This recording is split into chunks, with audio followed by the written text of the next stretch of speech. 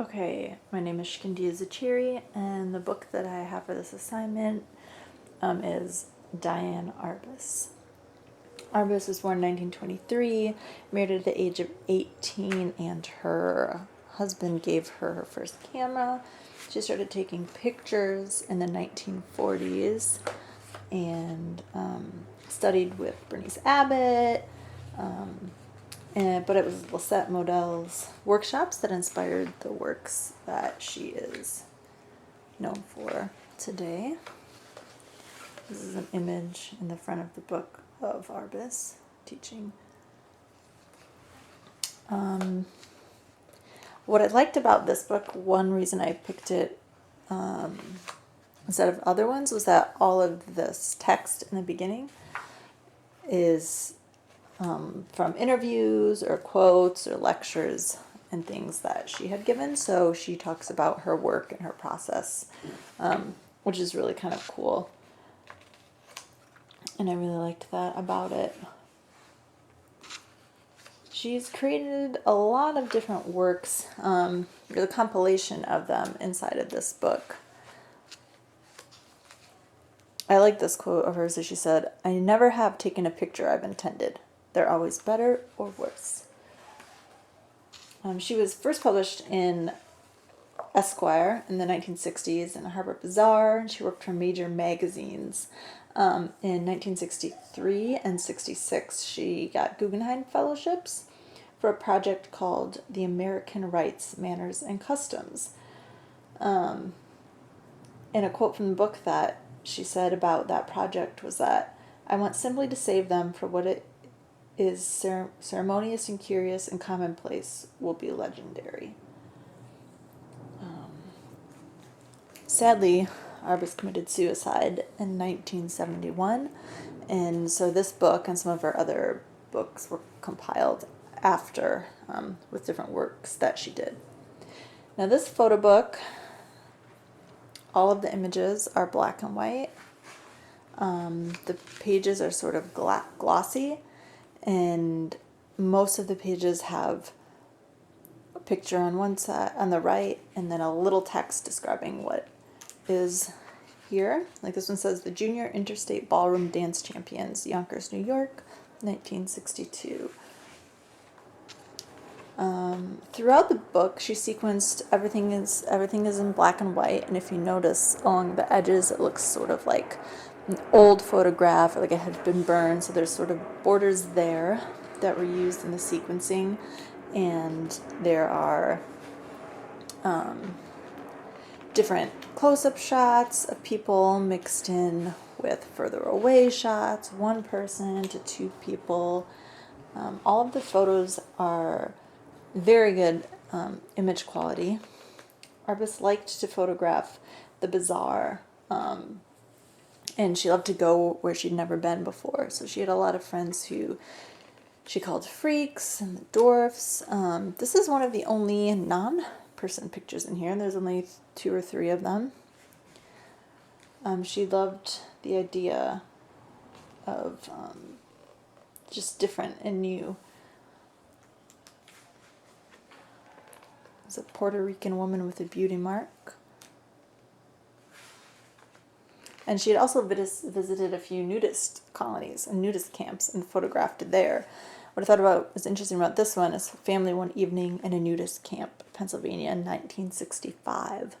Is that the parents are nude, but the boy's still wearing his shorts. This page has a heartstring. Girl in a coat lying on her bed. Elderly couple on a park bench. I love how some of them are posed, but other ones, they just look as if they reluctantly allowed her to capture these images. Christmas tree in a living room.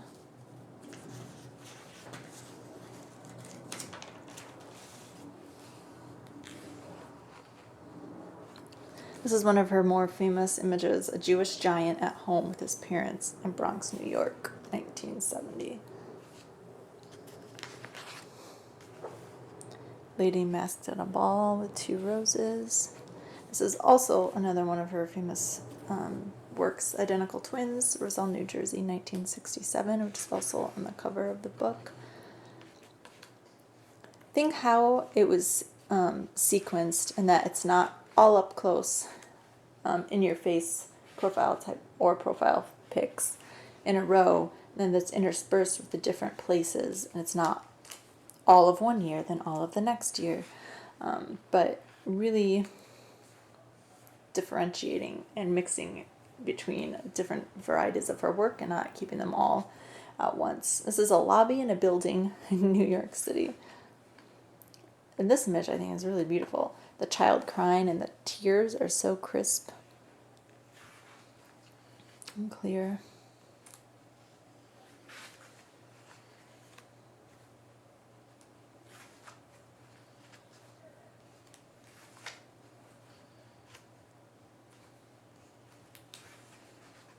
Looking through them, I wondered how many are actually posed, or how many she was just like snapping pictures, asked them to take pictures. This is a Jewish couple dancing in New York, 1963. Triplets in their bedroom.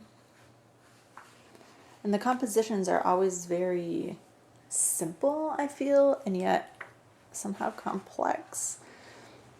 Here, that's the darker background, but this nudist lady with her swan sunglasses is lit. Same with this one with the dark background and the lighter front.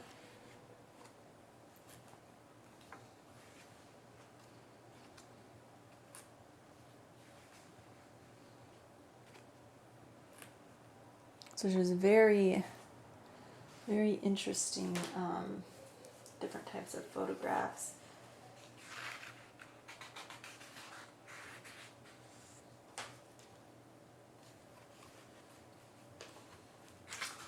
Also, that was interesting how I was said very often when you go to photograph, it's like you're going to an event. And I think one thing that you can see through her photographs too is that she's ready, like all of these people, this masked woman in a wheelchair. And she had mentioned that the Chinese have a theory that you pass through boredom into fascination. And I think it's true. And I feel like that can be seen in her images here, where she's fascinated by these people. And they're so different, and yet somehow the images go together. I'm going to pick up the pace a little bit because this is a really long book. But yeah, this is another one of her very famous images, a child with a toy hand grenade in Central Park, New York City, 1962. So we know she frames them, and the quality of the images, especially for being black and white, especially that child in that last one. Man in an Indian headdress.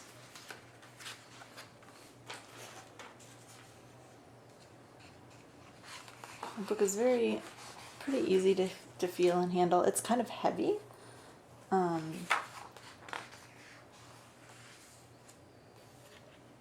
I do think that this book is important to the experience of looking at Arv's work, because it shows not only a variety, but it's done and curated and sequenced in such a way that it's interesting, and you never know what you're going to look at on the next page. It's much easier to turn the pages when it's in your lap. Woman with her baby monkey, New Jersey, 1971. It's more difficult at the end.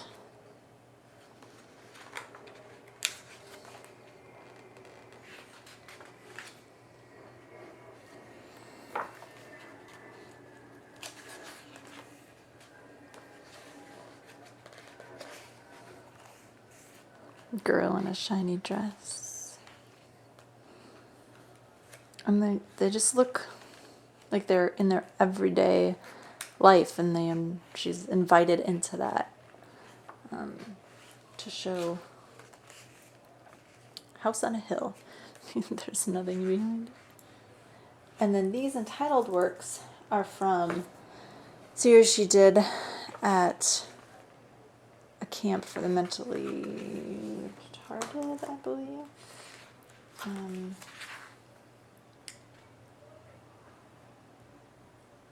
residences, yeah, for the mentally retarded. But all of these ones I found interesting are all grouped at the end. So the other ones from various years and various types of people are all kind of mixed throughout the book. But then these ones from the camp for the mentally retarded are all, and the residences are all just together at the end.